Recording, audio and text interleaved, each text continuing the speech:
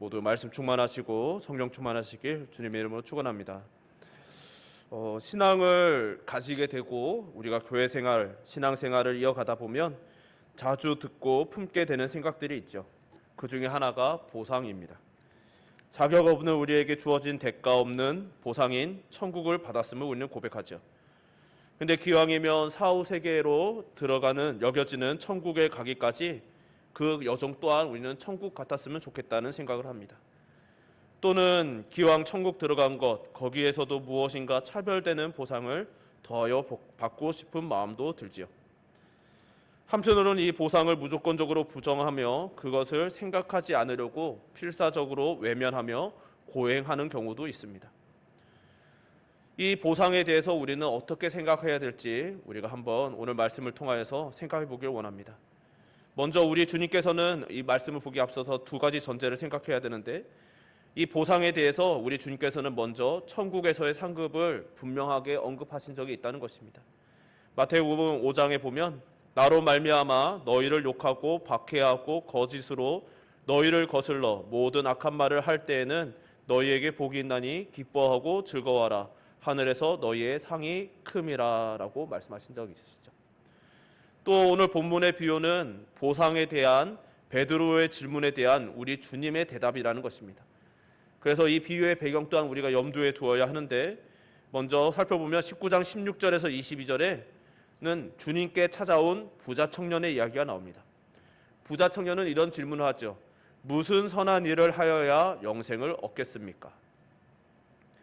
주님께서는 스스로 율법을 다 지켜왔다라고 말하는 이 사람에게 내가 운전하고자 할진대 가서 내 소유를 팔아 가난한 자들에게 주라. 그리하면 하늘에서 보화가 내게 있으리라. 그리고 와서 나를 따르라 라고 말씀하시는 것이죠. 이때 그 부자 청년의 반응은 그는 재물이 많음으로 근심하여 돌아가는 것이었습니다. 이 상황을 정리하시며 우리 주님께서는 부자가 천국에 들어가기가 어렵다고 말씀하시죠. 얼마나 어려운지 낙타가 바늘기로 들어가기보다 어렵다라고 말합니다. 이것은 당시 유대인들의 사고에 큰 충격을 안겨주는 말씀이셨습니다. 유대인들은 오늘날 우리들도 그러하지만 부자라는 것은 하나님의 복을 받은 사람들이었습니다. 하나님의 복을 받아 누리는 사람들이 부자인데, 그런 부자들이 천국에 들어갈 수 없다면 결국 아무도 천국에 들어가지 못하는 것이 아닌가라는 충격을 받았던 것이죠. 그래서 제자들이 그 말씀을 듣고 몹시 놀랐고 이런 질문을 하는 것이죠. 그렇다면 누가 구원을 얻을 수 있으리까? 그러자 주님께서는 말씀하시죠. 사람으로는 할 수 없으나 하나님으로서는 다 하실 수 있다라고 말씀하십니다. 여기서 부자는 인간의 능력을 상징하는 것이죠. 오늘날에도 수많은 강연하는 사람들이 하는 말이 있습니다. 오늘날 부자는 사람이 최선의 노력을 다하면 누구나 될 수 있다라고요. 그러니 부자란 인간이 노력할 수 있는 최선의 성과의 대표적인 상징인 것이죠. 즉 부자가 되었다는 것 자체가 그 사람이 노력을 했다는 것이고, 그는 최선을 다했다는 것이고, 그는 그 보상을 받기에 합당한 일을 했다는 것이죠. 즉 부자가 천국에 들어가기 어렵다라는 우리 주님의 말씀은 인간은 그 누구도 자기 힘과 노력으로 구원을 받을 수 없다라는 것을 이 부자를 예시로 말씀하시는 것이죠. 그리고 지금 이 모든 상황을 주목하던 베드로가 입을 열었습니다. 보소서, 우리가 모든 것을 버리고 주를 따라 싸운데 그런즉 우리가 무엇을 얻으리까? 라고 질문하는 것이죠. 베드로가 이런 질문을 한 이유를 우리는 두 가지 정도로 헤아릴 수 있는 것이죠. 첫째로 그는 부자 청년들과 달리 우리는 다 버리고 주님을 따랐습니다. 그러니 주님께서 부자 청년에게 소유를 팔아 가난한 자들에게 주면 하늘에서 보화가 내게 있으리라 하셨으니 그 말씀에 대한 대가가, 그 말씀에 대한 것이 그 기대를 우리가 품어도 될까요? 라는 질문 의도가 있었을 것이죠.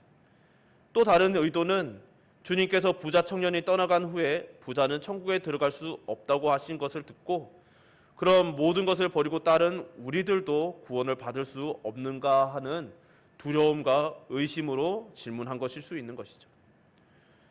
이런 질문에 주님께서는 그 질문이 잘못되었다라고 책망하지 않고 답해 주시는 것이죠. 그것이 마태복음 19장 28절 29절 말씀입니다. 내가 진실로 너희에게 이르노니 세상이 새롭게 되어 인자가 자기 영광의 보좌에 앉을 때 나를 따르는 너희도 12 보좌에 앉아 이스라엘 12 지파를 심판하리라. 또 내 이름을 위하여 집이나 형제나 자매나 부모나 자식이나 전토를 벌인 자마다 여러 배를 받고 또 영생을 상속하리라 라고 말씀하시는 것이죠. 먼저 심판의 날에 얻게 될 영광을 언급하시는 것입니다. 그리고 나서 집, 형제, 자매, 부모, 자식, 전토를 벌인 것에 대하여 여러 배를 얻는다고 말씀하시죠. 이 말씀에 대해서 공관복음, 마가복음과 누가복음은 현세에 누리는 것이고 영생을 상속하리라는 말씀을 통하여서 내세를 언급한 것이죠. 주님께서는 이 베드로의 질문에 대하여 보상은 있다라는 것을 확증하시는 것입니다. 오늘 본문인 포도원 주인과 품꾼의 비유를 이해하기 위해서 또 문맥상 하나 더 염두에 둬야 할 말씀이 있는데 19장 마지막 절, 그러니까 오늘 본문 직전에 있던 절입니다. 19장 30절을 보면 그러나 먼저 된 자로서 나중되고 나중된 자로서 먼저 될 자가 많으니라 라고 말씀하시죠. 이 말씀은 오늘 본문의 마지막 절인 16절과 유사합니다. 이와 같이 나중된 자로서 먼저 되고 먼저 된 자로서 나중되리라. 나중되고 먼저 되었다라는 순서만 바뀌었을 뿐 동일한 내용을 반복함으로써 이 말씀을 시작하고 이 말씀을 마무리하시는 것이죠. 즉 오늘 본문은 앞서 베드로의 질문에 대한 대답이라는 것입니다. 19장 30절이 그러나라는 접속사로 시작되어서 됨으로써 이 말씀이 보상이 있다는 긍정적인 답변에 대한 주의사항으로 주어진 것을 의미하는 것이기도 하고 이것을 명심하라는 뜻이기도 합니다. 그러면서 이 포도원 품꾼의 비유를 시작하시는 것이죠. 그리고 마치면서는 그 주의사항을 상기시키는 것입니다. 이와 같이 이 비유의 내용을 그것을 염두에 두고 설명해 주셨다라는 것을 기억하라는 것이죠. 이런 전제들을 우리가 염두에 두고 오늘 말씀을 함께 살펴보기를 소망합니다. 오늘 본문은 천국 비유로서 먼저 천국은 마치 무엇과 같으니라는 말씀으로 시작하고 있죠. 즉 천국 하나님의 나라의 원리를 가르치는 것이라는 것입니다. 집주인은 포도원을 소유한 사람이죠. 그는 추수할 때가 되어서 일꾼을 필요로 하게 되었습니다. 그래서 일꾼을 부르려고 이른 아침, 즉 새벽 아침 6시에 나가 장터에서 일을 찾는 사람들에게 하루 품삯인 한 데나리온을 약속하고 포도원에 데려가 일을 하게 합니다. 당시 그 지역에서의 노동 시간은 이제 아침 6시부터 저녁 6시까지 12시간을 일하는 것이 일반적이었습니다. 그리고 이른 아침은 그래서 오전 6시를 말하는 것이죠. 근데 주인은 오전 6시에 일꾼을 구하는 것은 끝나지 않고 제3시, 우리 시간은 오전 9시 그리고에 가서 포도원에서 일할 사람을 또 다시 채용합니다. 그들에게도 상당한 보상을 약속하죠. 이것은 일한 시간에 합당한 보상을 주겠다는 약속입니다. 또 주인은 그 이후 낮 12시와 오후 3시에 또다시 나가서 같은 방식으로 일꾼을 부르고 있는 것이죠.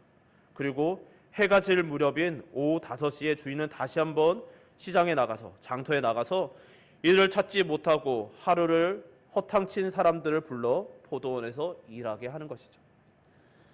사실 이 포도원 주인의 행동은 오늘날의 관점에서도 그러하지만 당시로서도 비상식적인 일입니다.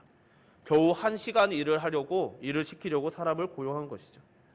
물론 오후 5시에 포도원에 들어간 품꾼들은 게으르고 일하기 싫어서 일하지 않은 것이 아니라 자기들을 고용해 주는 주인을 만나지 못하였기 때문에 그 시간까지 장터에 서 있을 수밖에 없었던 것이긴 합니다. 그러나 그렇다 하더라도 단 1시간을 일시키기 위해서 사람을 채용하는 것은 당시로서도 정말 매우 비상식적인 일이었던 것이죠. 그리고 해가 저물자 주인은 청지기에게 나중에 온 자부터 먼저 온 자까지 그 순서대로 삭슬을 주라고 명령합니다. 그리고 오후 5시에 와서 1시간밖에 일하지 않은 품꾼에게 제일 먼저 한 데나리온을 줍니다. 먼저 온 품꾼들은 이것을 보고 자기들은 더 받을 것이라고 기대했지만 그들 역시도 한 데나리온씩을 받았던 것이죠. 그러자 주인에 대한 원망의 소리가 나오는 것이죠. 원망하는 자들은 이른 아침, 즉 오전 6시부터 일한 사람들입니다. 그들의 원망은 12절에 나오죠. 나중 온 이 사람들은 1시간밖에 일하지 아니하였거늘 그들을 종일 수고하여 더위를 견딘 우리와 같게 하였나이다라고 원망합니다. 사실 오늘날 이 자리에 우리 이 시대를 살아가는 우리 중에 누구도 이 원망이 틀렸다고 말할 수 있는 사람은 없는 것이죠. 모두 공감할 수 있는 말이고 우리 역시 이런 태도를 가지고 살아가기 때문입니다. 근데 주인은 이렇게 대답합니다. 친구여, 내가 내게 잘못한 것이 없노라. 내가 나와 한 데나리온의 약속을 하지 아니하였느냐? 내 것이나 가지고 가라. 나중 온 이 사람에게 너와 같이 주는 것이 내 뜻이니라. 내 것을 가지고 내 뜻대로 할 것이 아니냐? 내가 선함으로 내가 악하게 보느냐? 주인은 자신이 약속한 대로 그에게 정확하게 지불했다라는 것을 말하는 것이죠. 그런 점에서 주인 또한 틀린 행동을 한 것은 없습니다. 이미 약속한 것은 정확하게 지불하였습니다. 주인이 원망하는 품꾼을 친구라고 부른 것 또한 주인이 그들의 원망에 대해서 부정적으로 대하는 것이 아니라 부드러운 태도로 대하고 있는 것을 우리에게 보여주는 것이죠. 주인은 자신이 가진 자신의 돈을 가지고 원하는 대로 사용했을 뿐이었습니다. 그리고 주인은 줄 것보다 덜 준 것이 아니라 더 준 것이기 때문에 그는 선한 것이죠. 그러니 주인은 자신의 선함을 먼저 온 품꾼들이 악하게 본 것이 문제인 것임을 지적하기도 하는 것입니다. 먼저 온 품꾼의 의견 정당해 보이고 우리도 인정 공감할 수 있는 이 원망과 주인의 대답 사이에는 보상이냐 은혜냐 혹은 공평이냐 혹은 은혜냐라는 주제가 엮여 있는 것이죠. 품꾼의 원망은 공평이라는 기준을 제시합니다. 즉 1시간만 일한 사람과 종일 12시간을 수고하고 더위를 견딘 자신이 똑같은 대가를 받는 것은 공평하지 않다는 것이죠. 오늘날 이 시대의 주요 화두 중에 하나인 공정과 맞닿아 있는 말입니다. 이 공정이라는 것은 세상이 정말 중요하게 여기는 가치이죠. 공정한 대가를 받고 공정한 취급을 받고 공정한 대우를 받는 것은 너무나 중요합니다. 그래서 모든 이들이 이 공정, 이 공평이라는 원칙이 훼손되면 분노하는 것이죠. 근데 주인은 모두에게 똑같이 각각 한 데나리온씩을 지급합니다. 이것이 은혜인 것이죠. 당시 하루 일해서 하루 먹고 사는 품꾼들의 품삯은 한 데나리온으로 정해져 있었습니다. 이것은 한 가정이 하루를 먹고 사는데 꼭 필요한 비용이 바로 한 데나리온이었던 것이죠. 비록 오후 5시가 되도록 써주는 사람이 없어서 일하지 못했던 사람들도 가족들과 하루를 먹고 살기 위해서는 한 데나리온이 필요하였습니다. 주인은 그것을 알았기 때문에 그들이 얼마나 일을 했는지에 따라 계산을 하는 것이 아니라 그들의 하루의 필요에 따라서 그 기준에 따라 그들의 필요를 채워주었던 것이죠. 이것이 은혜라는 것이죠. 그리고 이 은혜는 하나님 나라의 통치의 원리입니다. 하지만 먼저 온 품꾼의 원망에 나타나는 공평은 사실 이 세상의 원리인 것이죠. 다른 사람의 생존권을 무시하는 결과이고 그들의 말은 세상적인 기준과 가치로 따르면 너무나 당연한 것이고 그것이 올바른 정의이지만 그 정의는 다른 이웃의 생존권을 짓밟는 것이었습니다. 그렇기 때문에 그 공평과 공정은 은혜와 대립되는 관계가 되는 것이죠. 사람들은 공평하면 공정하면 그것이 은혜일 것이라고 생각하지만 이 공평이라는 것은 은혜를 담을 수 없는 그릇이라는 것입니다. 은혜는 공평이라는 잣대로는 잴 수 없는 개념이기 때문인 것이죠. 오늘 이 본문을, 이 비유를 우리가 때로는 이해할 수 없고 납득할 수 없게 하는, 때로는 거부감을 가지기도 하는 이유 중에 하나는 바로 이 보상과 은혜, 이 공평과 은혜라는 개념이 함께 있기 때문인 것이죠. 그래서 많은 신학자들이 이 본문을 가지고 주의할 때 이런 통찰을 합니다. 은혜보다 교회 안의 사람들을 더 화나게 하는 것이 없다라고요. 우리는 은혜의 공동체임을 고백하고 하나님의 은혜를 찬양하고 하나님의 은혜를 감사하지만 이 은혜만큼 우리 교회 안에 속해 있는 이들을 분노하게 하는 것이 없다라는 것이죠. 세상에서는 공평이 기준이 통용되기 때문에 은혜 때문에 화낼 일이 없습니다.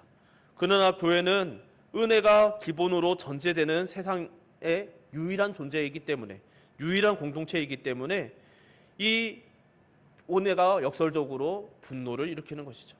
오늘 비유에서도 먼저 온 품꾼들을 화나게 한 것은 바로 은혜였다는 것이 참으로 아이러니한 일인 것이죠. 공평의 기준으로 사는 사람들에게 은혜라는 것은 참으로 분노가 일어나는, 화가 나는 개념인 것입니다. 우리가 이 품꾼의 원망에도 공감이 되는 것은 우리 역시 은혜에 대하여 화를 낼 수 있는 이 세상에 속한 존재들임을 보여주는 것이죠. 그런 대표적인 예들이 성경에 많이 등장하죠. 그 중에 하나가 요나입니다. 요나는 니느웨 사람들에게 재앙을 내리지 않기로 하신 하나님의 결정에 분노합니다. 나에게 주어진 관대한 은혜는 즐겁고 감사하지만, 그래서 그는 이전에 자신이 물고기 뱃속에서 살아 돌아온 것에 감사하였지만, 그러나 그 동일한 은혜를 니느웨 백성들에게 주어졌을 때는 분노하고 있는 것이죠. 예수님의 또 다른 예화인 만달란트 탕감 받은 자 또한 그런 예인 것이죠. 만달란트는 현재적인 가치로는 아무리 적게 잡아도 5에서 6조 원이고 크게 잡으면 수십조 원이라는 상상을 초월하는 금액입니다. 세상 어떤 부자도 이런 금액을 포기할 수는 없는 것이죠. 그러나 그 부자는 그런 은혜를 베풀었고, 만달란트 탕감받은 자는 그런 말도 안 되는 은혜를 받은 자였습니다. 근데 그가 이후에 한 일은 무엇입니까? 자신에게 100데나리온을 빚진 친구를 용납하지 못하는 것이었죠. 바로 직전에 자신은 동일하게 엎드려 은혜를 구했던 것은 생각나지 않습니다.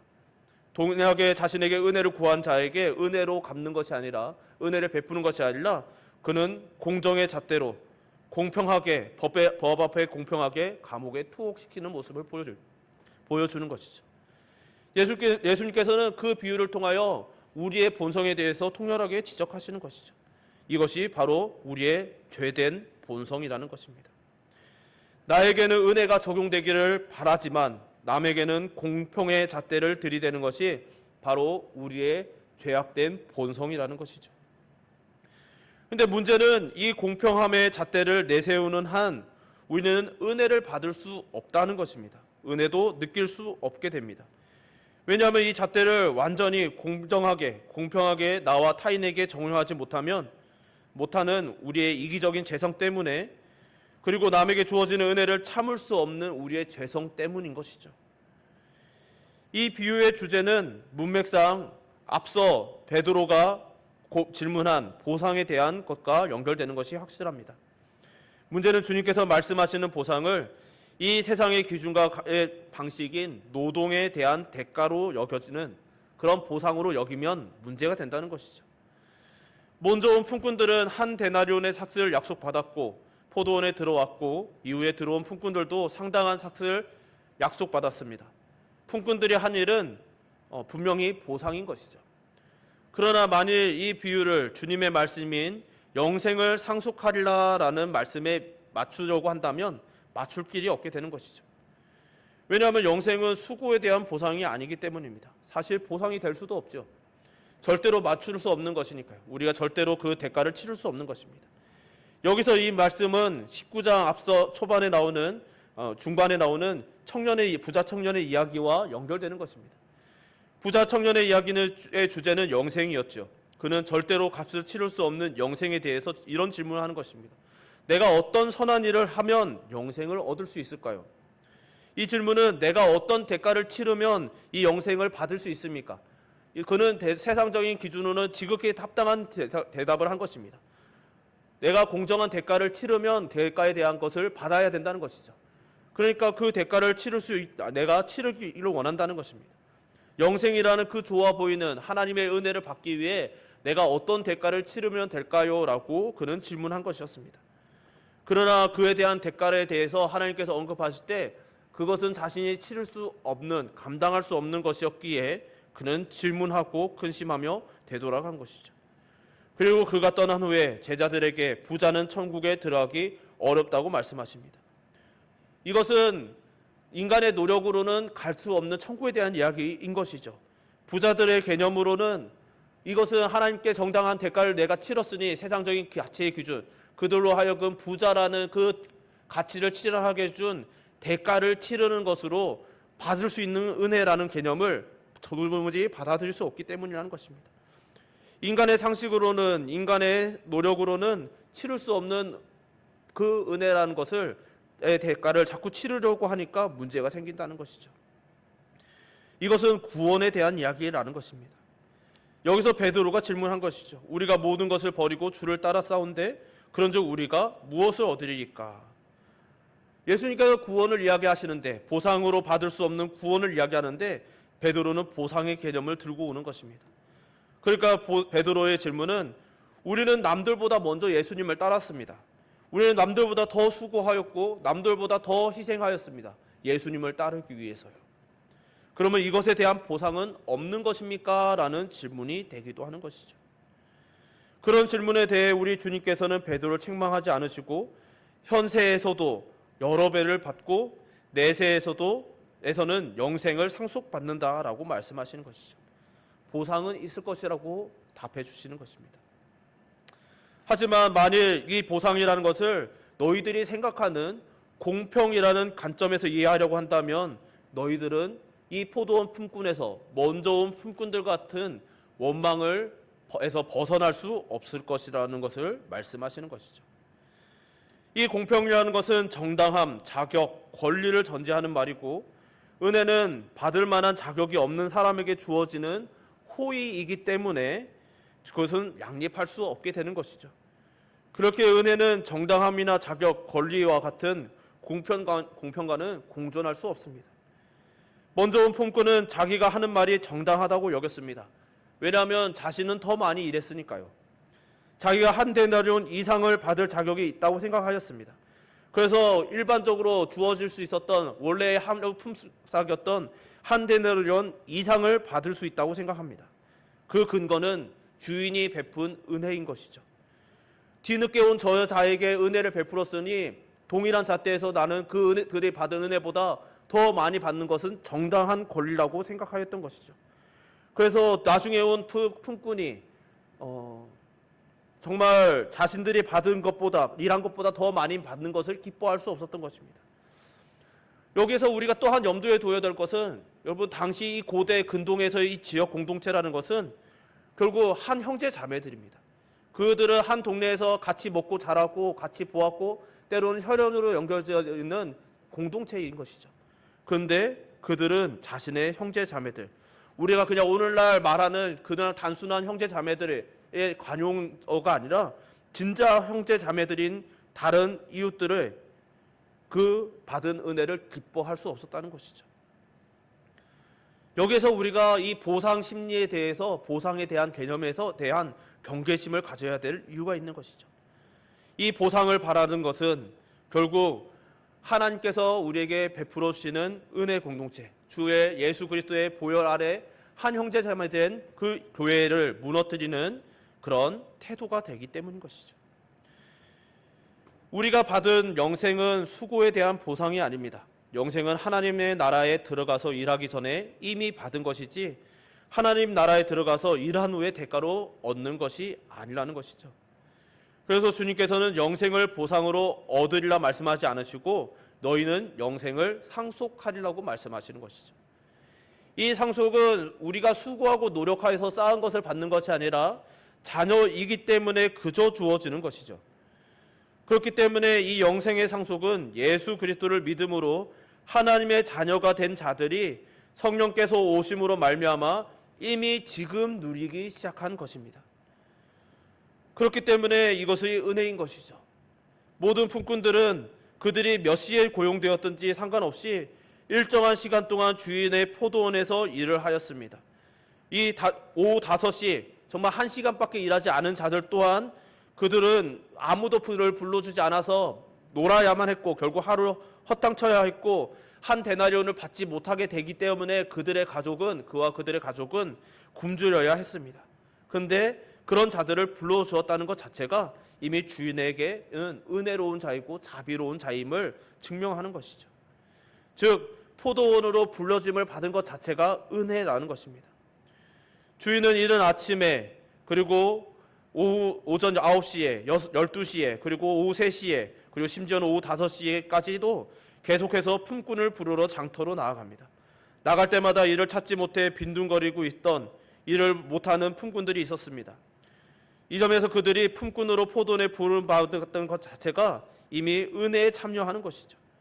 그들이 포도원으로 부름을 받았기 때문에 그들은 한 데나리온, 즉 생명을 보장받게 되었습니다. 그 하루를 살아갈 대가를 얻게 되었습니다. 그들의 생명이, 그들의 가족들이 살아갈 수 있게 된 것이죠. 이 한 데나리온이라는 약속된 삭은 사실상 그들이 포도원에 들어가서 일을 할 수 있도록 부름을 받았다는 그 은혜 위에 가능한 존재인 것이죠. 이것은 품꾼들의 결정에 달린 문제가 아니었습니다. 그들은 그 포도원에서 일할 것을 결정할 권리가 없었던 것이죠. 오직 그들을 불러주는 주인의 의지였습니다. 이미 포도원에 들어와 일하고 있다는 자체가 은혜였고 영생을 누리는 것이었습니다. 품꾼으로 부름받은 것은 은혜라는 사실을 놓치면 우리는 제일 먼저 온 아침 6시부터 일했던 그 품꾼들의 원망에서 자유로울 수 없게 되는 것이죠. 신학적으로 말하면 이 비유는 하나님의 주권적 은혜에 대한 교훈인 것입니다. 모든 것이 하나님의 것이고 하나님께서 모든 것을 당신의 기쁘신 뜻을 따라 행하실 수 있는 권리가 있으십니다. 하나님을 믿는다는 것은 하나님께는 이런 권리가 있는 주권자이심을 고백하는 것이고 그런 분께서 우리에게 이런 은혜를 베푸시기를 기뻐하시는 선하신 분이심을 고백하는 것이죠. 그러므로 먼저 된 자로서 나중되고 나중된 자로서 먼저 될 자가 많다라는 것은 우리에게 원망의 이유가 되어서는 안 된다는 것입니다. 특히 이 비유에서 그 누구도 부당한 대우를 받지 않았다는 사실을 우리는 기억해야 하는 것이죠. 약속된 것보다 더 적게 받은 자는 아무도 없었습니다. 그저 자신보다 조금 더 받은 것처럼 보이는 자들만 있었던 것이죠. 여기서 우리는 세 가지 교훈과 고백을 할 수 있게 되는 것이죠. 첫째로는 우리는 하나님은 빚진 자가 아니시라는 것을 기억해야 합니다. 사도 바울은 로마서 11장에서 누가 주께 먼저 드려서 갚으심을 받겠느냐라고 말하지요.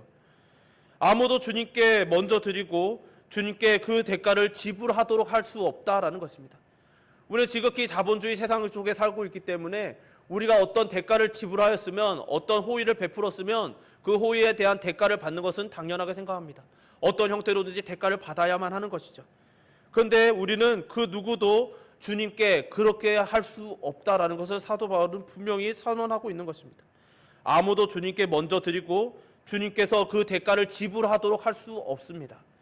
만약에 그것이 가능하다고 생각한다면 우리는 주님께서 우리에게 빚진 자, 우리의 채무자고 우리는 채권자라고 생각하는 것이라는 것입니다. 그런데 우리는 생각보다 하나님을 빚쟁이 취급하는 경우가 참 많은 것이죠. 내가 주님을 위하여 이렇게 드렸는데, 주님을 위해 이렇게 살았는데, 주님을 위해 이렇게까지 했는데 어떻게 이러실 수 있습니까? 그것이 바로 가장 먼저 온 품꾼의 태도였던 것이죠. 우리는 사도 바울이 동일하게 로마서 11장에서 고백하였던 만물이 주에게서 나오고 주로 말미암고 주에게로 돌아감이라 그에게 영광이 세세에 있을지어다 아멘이라는 고백을 믿습니다. 그리고 이것이 우리의 찬송인 줄 믿습니다. 은혜가 아닌 것은 아무것도 없으며 우리가 자격과 권리를 주장할 수 있는, 그리고 보상을 요구할 수 있는 것도 아무것도 없습니다. 모든 것에서요. 하나님을 섬기는 사람은 지금 그가 하나님을 섬기고 있다는 것이 이미 은혜인 줄 알아야 합니다. 내가 이렇게 섬겼으니, 내가 이렇게까지 주님을 위해서 고생해갖고 있으니 내가 이런 보상은 정도는 받을 수 있겠지라는 생각은 옳지 않다는 것이죠. 그렇다고 해서 보상이 없다는 이야기는 전혀 아닙니다. 단지 보상이 은혜 위에 주어지는 것임을 기억해야 한다는 것이죠. 내가 받을 수 있는 은혜, 그 이상을 받은 것이 보상입니다.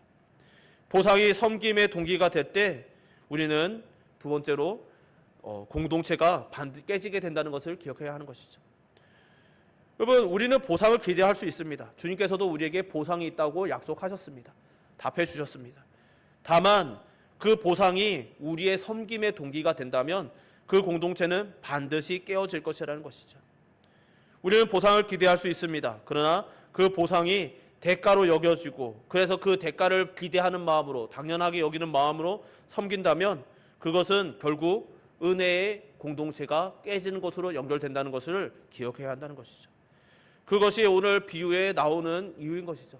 앞서도 말씀드렸듯이 한 시장에서 머문다는 것은 그 지역 공동체, 혈연과 여러 가지 인연으로 엮여져 있던 그 지역 공동체에 속해 있다는 것입니다. 그런데 자신들이 받을 수 있었던 것 이상으로 받지 못했다고 하여서 그 이웃이 어쩌면 나의 형제 자매가 굶주릴 수도 있었던 상황에서 벗어난 것을 감사하는 것이 아니라 그들이 굶주리지 못한 것을 분노하는 것을 보는 것이죠. 즉 우리가 이 섬김을 하나님께서 주시는 은혜라고 생각하지 않고 그 이상 보상으로 생각하게 여기면, 그리고 그 보상을 당연하게 여기는 그 태도를 가지게 되면 반드시 은혜의 공동체, 좀 더 직설적으로 말하면 교회는 깨지게 된다는 것입니다. 바울은 고린도전서 9장에서 이렇게 말하죠. 운동장에서 다름질하는 자들아, 이 자들이 다 다를지라도 오직 상을 받는 사람은 한 사람인 줄을 너희가 알지 못하느냐? 너희도 상을 받도록 이와 같이 다름질하라 라고 말하죠. 언뜻 보면 이것은 서로 경쟁하라고 말하는 것 같습니다. 성경에서 나오는, 그런데 우리는 이 성경에서 나오는 모든 상급, 보상 혹은 이런 모든 것들은 모두 은혜라는 대전제 위에 주어지는 것임을 기억해야 하는 것이죠. 그래서 바울은 이 상을 위해 달라고 말하기 전에 먼저 이런 고백을 합니다. 그러나 내가 나 된 것은 하나님의 은혜로 된 것이니 내가 주신 그의 은혜가 헛되지 아니하여 내가 모든 사도보다 더 많이 수고하였으나 내가 한 것이 아니요 오직 나와 함께 하신 하나님의 은혜로라. 아멘. 사도 바울이 한 사람밖에 그 상을 받을 수 없다라고, 그러니 그 상을 위하여 너희가 달려야 한다라고 말하는 그것은 무엇인가? 바로 이 고백에서 나오는 것이죠. 내가 나 된 것, 내가 이런 상급을 받는 것, 내가 다른 사도들보다 더 수고한 것 자체가 바로 상급이고, 내가 이 상급을 위하여 달려왔는데 이것 자체가 은혜였다라는 고백이죠. 그러니 너희들도 이런 상급을 위하여 달려라. 너희들이 많이 누릴 수 있는, 정말 섬길 수 있는, 하나님을 위해 일할 수 있는 것 자체가 은혜이고 그것이 상급이니까 너희들만 할 수 있는 그 상급을 위하여 최선을 다하여 달려야 한다라고 고백하고 있는 것입니다. 우리의 모든 수고는 모두 은혜 위에서 이루어지는 은혜일 뿐입니다. 만약 우리가 보상을 동기로 주를 섬긴다면 우리는 그 보상, 내가 풍성해지는 것을 기대하는 그 마음으로 인하여 결국 우리에게 가장 큰 은혜인 교회라는 이 은혜 공동체가 무너지는 것을 보게 될 것입니다. 서로에 대한 불평과 원망이 끊임없이 나오게 될 것이고 저마다 더 공정함을 외치게 될 것입니다. 형제 자매에게 주어지는 은혜가 기분 나빠질 것입니다. 실제로 한국교회에 이런 공정에 대한 이야기들이 많이 나오는 것을 봅니다. 저마다 자신이 이만큼 섬겼는데 교회에서 공정한 대우를 받지 못했다고 그것이 분쟁의 이유가 되고 서로 싸우고 무너지는 모습들을 많이 보아왔습니다. 그런 분들에게 또 아직 우리 교회는 그런 모습이 없지만 그런 것을 경계하는 마음으로 분명히 말씀드리건대 교회는 공정으로 이루어지는 공동체가 아님을 기억하시기를 소망합니다.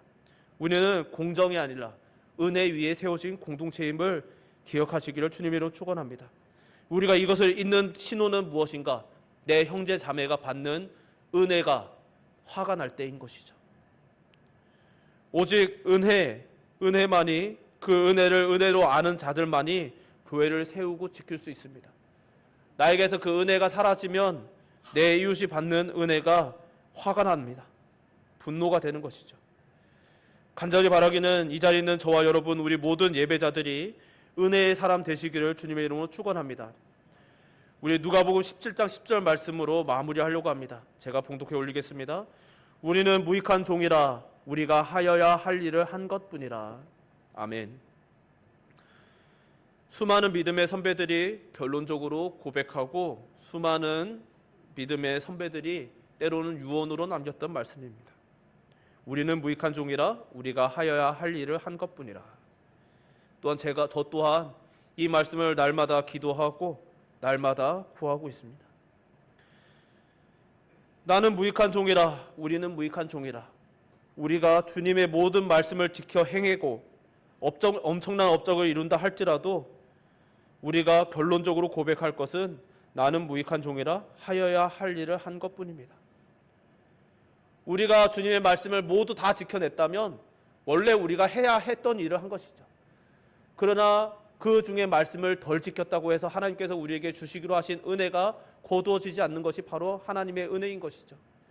우리 중에 말씀을 100% 지키지 못하였다고 그 말씀을 지킨 그것에 비례해서 우리에게 천국이 주어졌다면, 하나님의 나라가 주어졌다면 우리 중에 대체 그 천국을 누릴 수 있는 자는 누구입니까? 그러나 하나님께서 주시는 은혜는 무엇입니까? 바로 우리가 최선을 다하여 하나님께 은혜 감사하며 이 말씀을 다 지키려고 애썼지만 끝내 못 미쳐도 그 못 미친 것에 비례해서 우리가 받을 상급을 차감하시는 것이 아니라 우리에게 약속하셨던 상급을 온전히 주시는 것이 바로 하나님의 은혜라는 것이죠. 우리는 그 은혜 위에 서 있는 자들입니다. 그래서 우리는 이 세상 속에서 우상을 섬기지 않고 하나님을 유일하고 참되신 하나님으로 섬기며 살게 하신 은혜에 이렇게 고백할 수 있게 되는 것이죠. 저와 같은 무익한 종을 불러 주를 섬기게 하신 은혜 무한 감사합니다. 이 말씀을 알고 이 말씀대로 살아갈 수 있게 하신 은혜에 감사합니다. 이 말씀을 따라서 우리가 온전히 살아내지 못하였어도 이 말씀의 은혜를 누리게 하신 은혜에 감사합니다. 우리는 단지 해야 할 일을 했을 뿐 아무 공로도 없습니다. 이것이 우리가 이 땅을 살아가는 날 동안에 우리가 함께 하나님께 드려야 하는 고백이며 우리의 최후의 고백이어야 하는 것이죠. 간절히 바라기는 이런 마음으로 우리에게 주어진 인생을 주님을 섬기며 살아가시는 그런 은혜의 사람들 되시기를 주님으로 축원합니다. 우리가 하나님을 섬기며 살아갈 수 있는 것 자체가 복입니다. 그것이 하나님을 섬기며 살아가는 자가 복된 자입니다. 이런 은혜가 우리 모두에게 있으시기를 다시 한번 주님의 이름으로 축원합니다. 우리 시간 함께 찬양 한 곡 부르고 기도했으면 좋겠습니다. 우리 말씀을 기억하시면서 또한 가사를 헤아리며 우리의 은혜라는 찬양 함께 찬양합시다.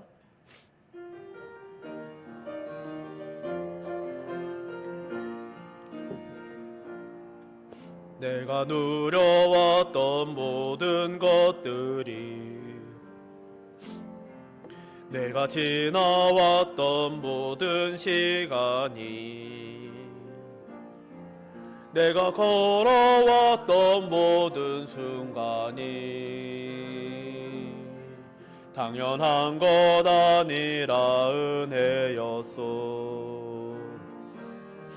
아침 해가 뜨고 저녁에 노을, 봄의 꽃향기와 가을의 노래, 변하는 계절의 모든 순간이 당연한 것 아니라 은혜였소. 모든 것이 은혜, 은혜, 은혜, 한없는 은혜. 내 삶에 당연한 것 하나도 없었던 것을, 모든 것이 은혜, 은혜였소. 내가 이 땅에 태어나 사는 것, 어린아이 시절과 지금까지 숨을 쉬며 살며 꿈을 꾸는 삶, 당연한 것 아니라 은혜였소. 내가 하나님의 자녀로 살며 오늘 찬양하고 예배하는 삶, 복음을 전할 수 있는 축복이 당연한 것 아니라 은혜였소. 모든 것이 은혜,